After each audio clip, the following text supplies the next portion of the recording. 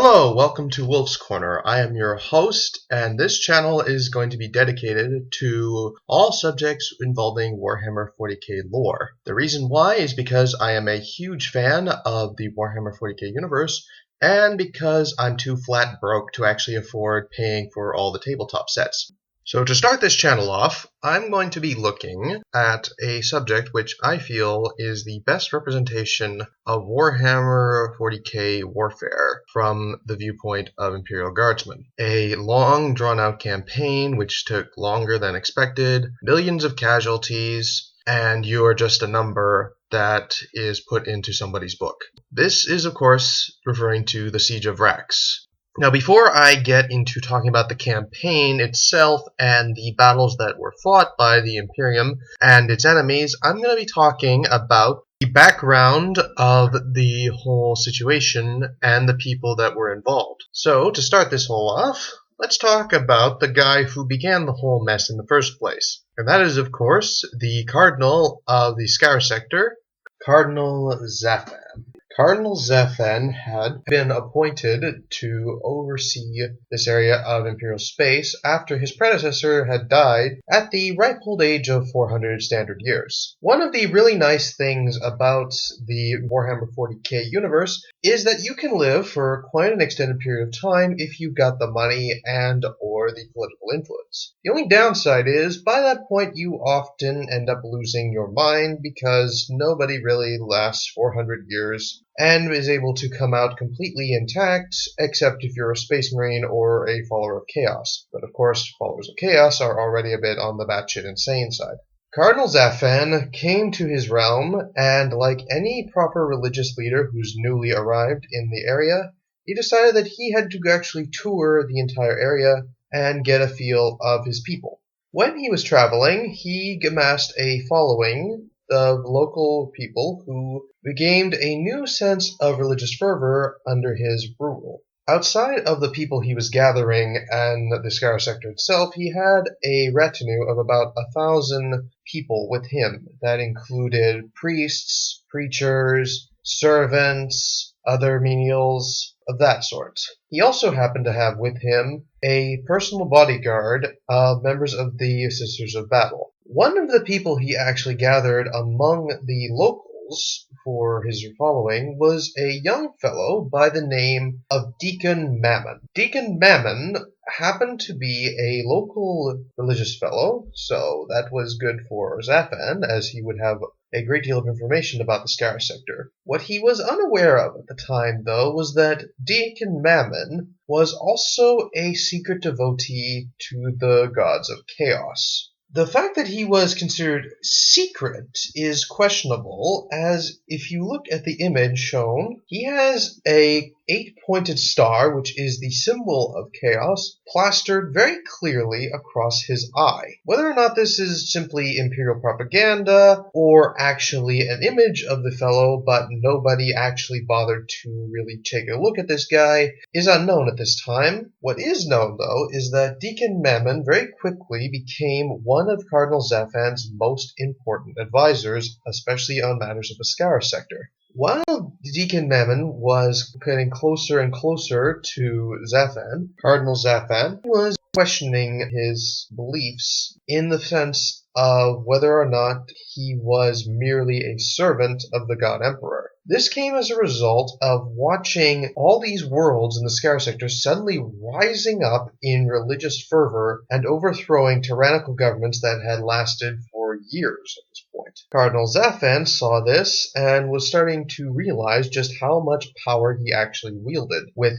his status as a cardinal and the overseer of all religious matters in the Scar Sector. It didn't help that Deacon Mammon was whispering this entire time in Zaffan's ear, saying how he was now the perfect person to start taking real action against the doubters and heretics who were threatening the Emperor's divine rule. Of course, this was also added with Deacon Mammon saying that the Cardinal was a sacred champion of the Emperor of Mankind, who by his simple force of will and presence, would reignite the faith of all the people of the Imperium into a new level of righteousness and piety. As well, Deacon Mammon was telling the Cardinal how there were people in his retinue who did not believe as he did, that he lacked the Cardinal's vision and his holy purpose. This basically led the Cardinal to not trust,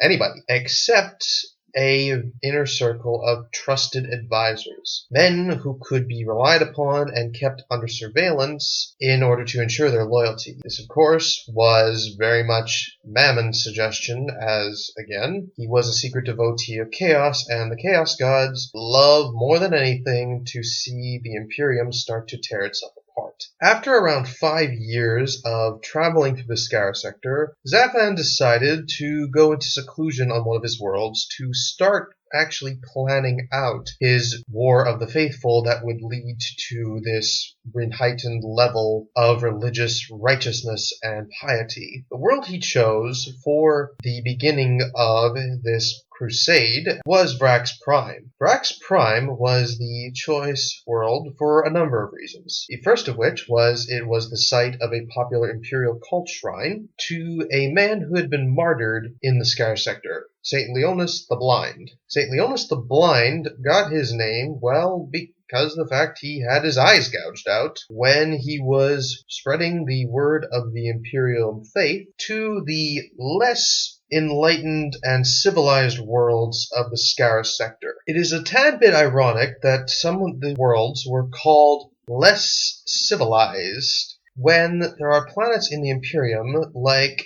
Catachan, a planet where virtually everything right down to the fungi underneath your boots is trying its absolute damnedest to kill you in some very gruesome and horrific ways. Or a planet of the likes of Fenris, a giant floating ice ball in space where there are wolves so large that even space marines would hesitate to take them on without a bunch of brothers at their backs and very fully loaded bolters in their hands. As a result of this shrine, Zaphan had the benefit of having a very large and very pious population of pilgrims coming to Vraks Prime to seek out the saint's favor. He also had the benefit of having a very, very nice palace residing on the planet, which had been built specifically for the purpose of housing the cardinal if he ever decided to make his own pilgrimage to the shrine, which Zaphan in effect was doing.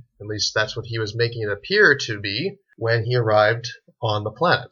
Alongside being an important world of the imperial cult, Vraks Prime was very valuable for the Cardinal as a staging point for his War of the Faithful because it happened to be an armory world. What that basically means is that Vraks Prime was dedicated wholly and 100% to the maintenance and storing of munitions of war. So, as a result, the planet's surface was filled to the brim with all manners of armories, road, defensive emplacements, and other things of that sort. The reason I mention defensive emplacements is because, as an armory world, well, the last thing you want to do is let your armory be wide open for any enemy to come and pillage it. The Scar sector was located rather closely to the Eye of Terror, that wonderful home where all the really nasty residents of Chaos like to reside, and who just so happen to quite enjoy pillaging a few Imperial armories. So, Vraks Prime was fortified out the wazoo, with all manner of defensive emplacements, including defense lasers who could turn away capital ships. These would come into play much later when the Imperium actually decided to come and take this world back once they found out that Zaphan was not being a nice boy and not playing ball. However, in the meantime, he had an issue. As a cardinal, Zaphan is actually not allowed to have any warriors under his direct command. You see, the Imperium had already been dealing with a bunch of religious zealots causing problems and going off and starting their own wars to gain political and military favor, or rather authority, way back at the beginning of the imperial cult's actual existence. And they had this wonderful little period of time known as the Age of Apostasy way back in the 36th millennium, which I'm sure I will come to at a later video. What is important to note here is the fact that because Zaphan did not have any official authority, he was kind of up a creek with actually starting this whole War of the Faithful thing. However, he did have another major advantage besides Vraks being heavily fortified and filled to the brim with religious zealots. As a shrine to a member of the imperial cult, Vraks Prime, or rather the Basilica of St. Leonis, had the ability to call up a militia to defend itself in times of great need. This, of course, was what was known as the Frateris Militia, which was basically a mob of very, very angry religious people armed with sticks and clubs. Not exactly a well-trained and disciplined army, to be sure,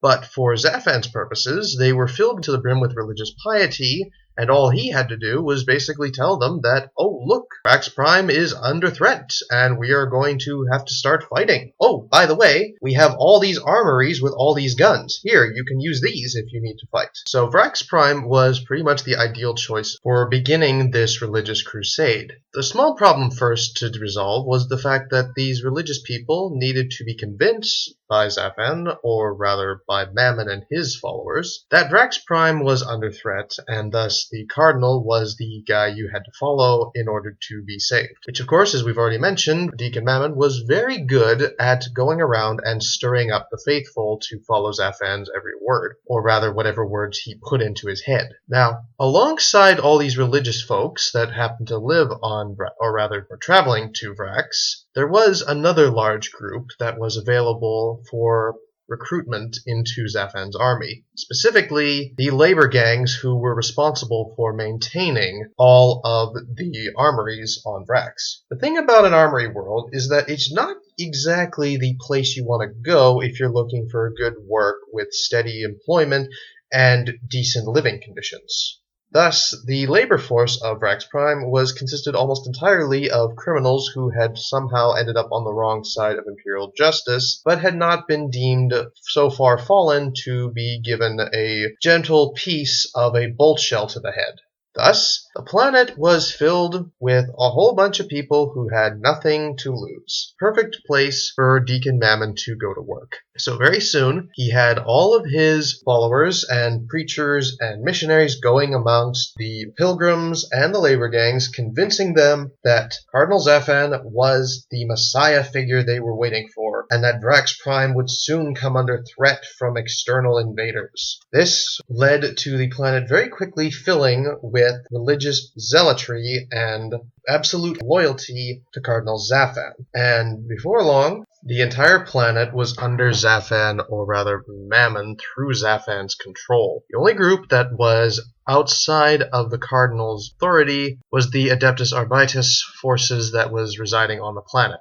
These, of course, were basically the police forces of the Imperium who went around with giant power balls, a big metal stick with an electric field running through it, that bashed in anybody's head who they thought happened to be, well, as I mentioned, skirting imperial justice. These guys were, of course, absolutely loyal to a fault in terms of the imperial law, so it's not as if a cardinal can just come along and convince them to join his side.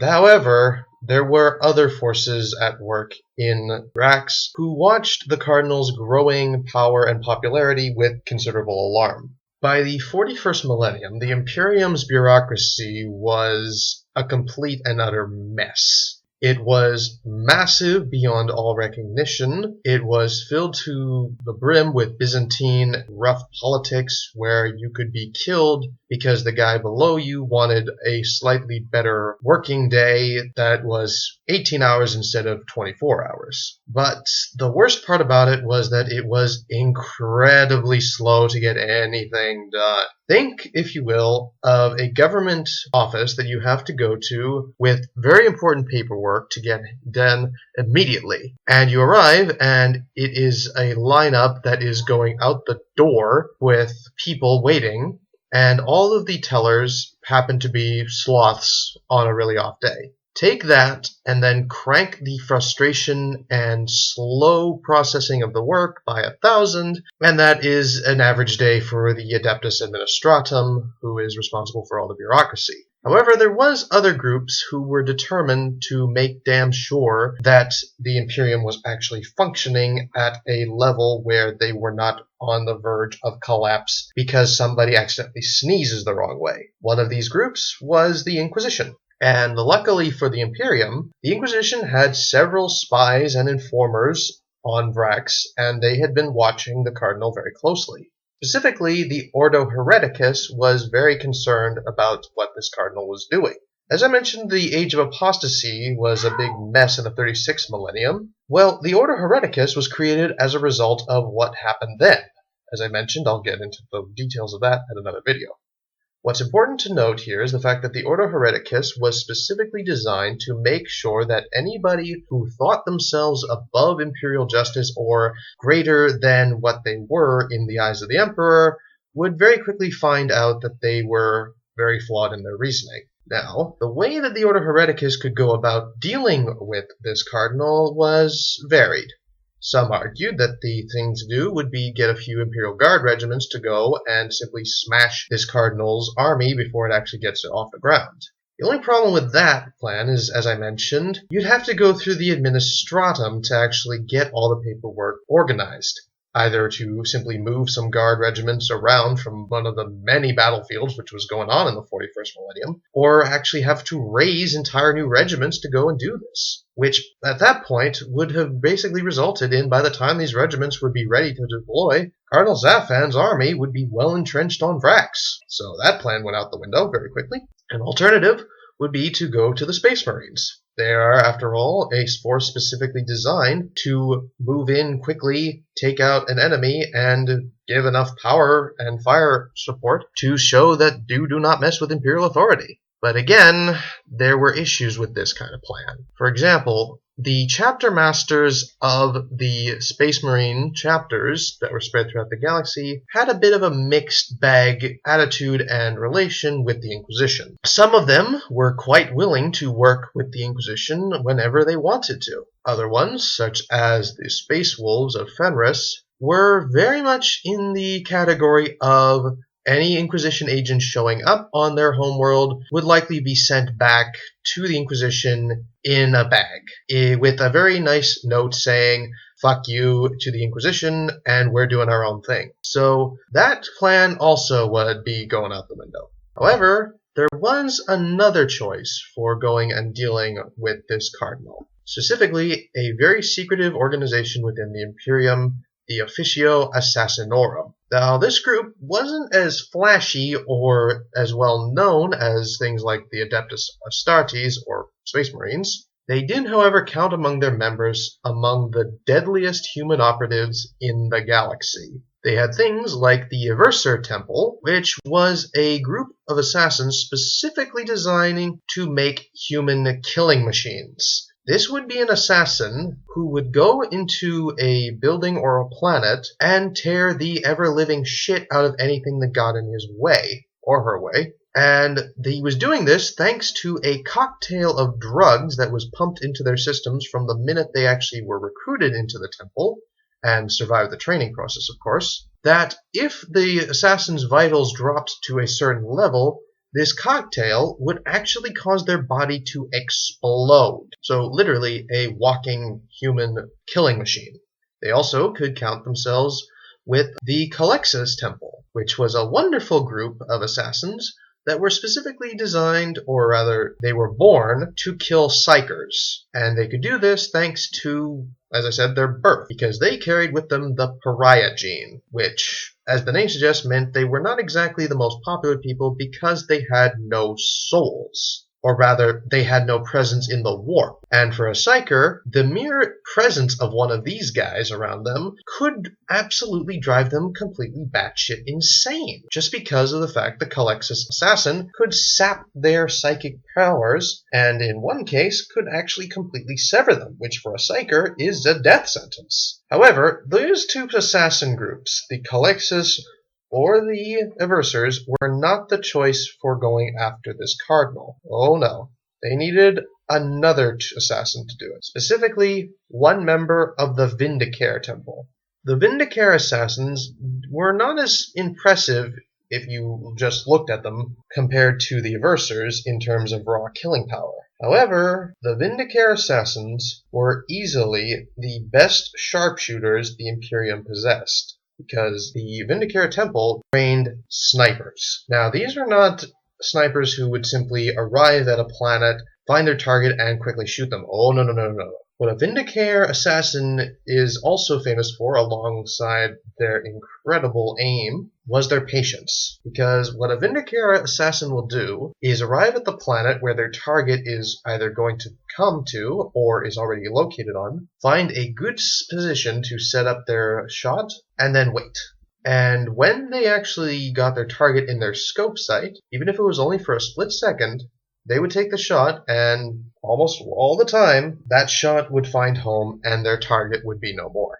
So this was the perfect choice for going after this cardinal, thanks to his ever love of going out and meeting his people. The Vindicare assassin chosen for the task has no name known in Imperial records, but that's not the important bit. What is important is that this assassin arrived on Vraks completely undetected by Zafan or Mammon and all of their protective followers, got into position where he knew the cardinal would eventually come, and he waited for several days. Finally, it came time to actually take out Cardinal Zafan, and, as befitting his training, the assassin needed only one shot.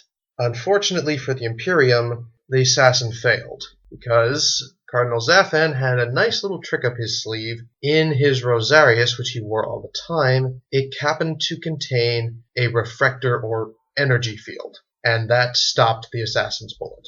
Unfortunately for the Imperium, the attempted assassination of Cardinal Zafan caused Vraks to erupt in a completely violent rebellion, as they now finally stopped hiding the fact that they were seceding from the Imperium. As a result, the planet very quickly fell, and worst of all, the armories on it were turned over to Zafan and his fanatical followers' uses. And as I mentioned, with the Administratum being as slow as it was, the Imperium didn't find out about this until it was far too late. And thus ends the beginnings of the Siege of Vraks. In the next video, we're going to talk about the build-up of the siege and what was going to be the Imperium's response to this wayward cardinal's actions, and how the opening phases of this campaign underwent, and why it is such a perfect example of Warhammer 40k warfare. This is the Wolf's Corner, and I hope you enjoyed this video,